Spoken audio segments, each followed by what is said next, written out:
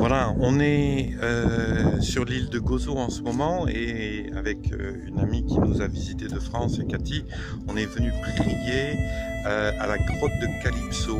Et alors que j'étais en train de lire ce qui était écrit au sujet de l'histoire de Calypso, je vous la rappelle, c'est dans l'Odyssée, c'est Ulysse qui, sous la séduction, sous le charme de Calypso, pendant 7 années, il n'a pas vu le temps passer et il a coincé, il était coincé, lui et ses hommes, voilà.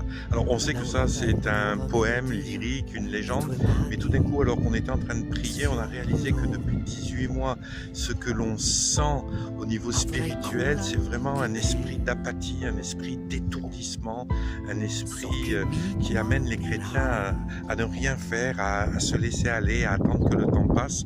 Et c'est exactement ce qui se passe dans ce poème avec Ulysse et Calypso.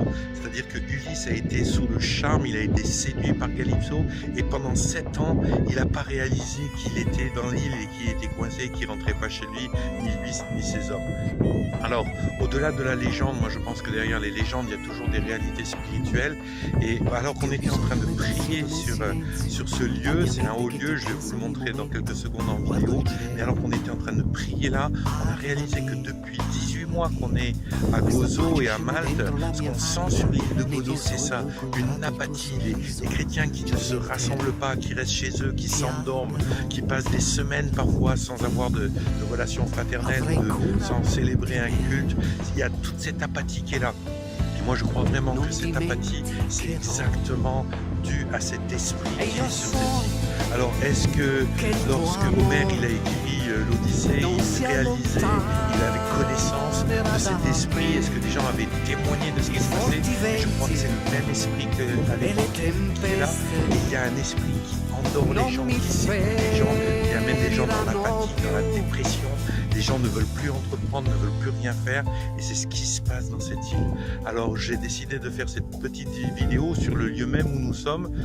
Et ce que je vous invite à faire, c'est de prier avec nous de façon à ce que cet esprit d'apathie, cet esprit qui appartient à Calypso, quel que soit le nom qu'on l'appelle, cet esprit d'endormissement puisse être brisé et que vraiment un réveil ait lieu au cœur des chrétiens qui sont sur l'île de Gozo et que des choses extraordinaires puissent arriver dans le nom puissant de Jésus-Christ. Alors je vais faire un petit tour d'horizon pour vous montrer à quoi ça ressemble parce que c'est très beau et je vous invite à prier avec nous.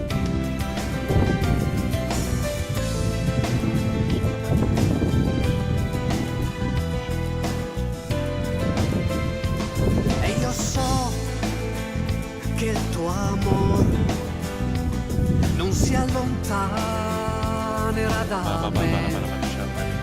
I forti venti e le tempeste non mi feriranno. So che il tuo amor non si allontanerà da me.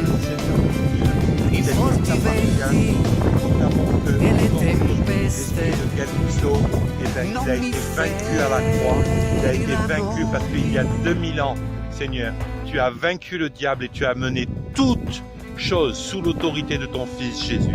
Dans le nom puissant de Jésus, nous prions. Et nous te louons, Seigneur, dans ce lieu, ce haut lieu spirituel, nous te prions, nous te louons, t'adorons et nous proclamons ta Seigneurie. Dans le nom puissant de Jésus-Christ.